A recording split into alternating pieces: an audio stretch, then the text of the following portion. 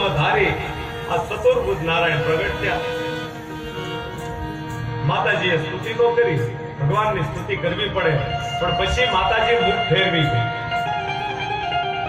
મુખ ફેરવી ગયા એટલે ભગવાન કેમ આ મારી હામું તો જો હું આવ્યો, હું તારી હામું નહીં ગયો.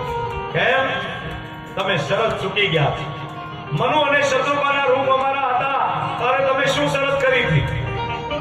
બાળક બનીને આવવાની વાત હતી, આજ તમે બાપ બનીને આવ્યા, હું હામું નહીં દઉં. અને ત્યારે ભારતની ક્ષત્રાણી બોલી છો. આજ ભારતની ક્ષત્રાણી બોલી, ભગવાનને તુકારો કર્યો ભારતની ક્ષત્રાણીએ કે હે દીનદયાળ સાંભળી લે, હે ચતુર્ભુજ નારાયણ તું સાંભળી લે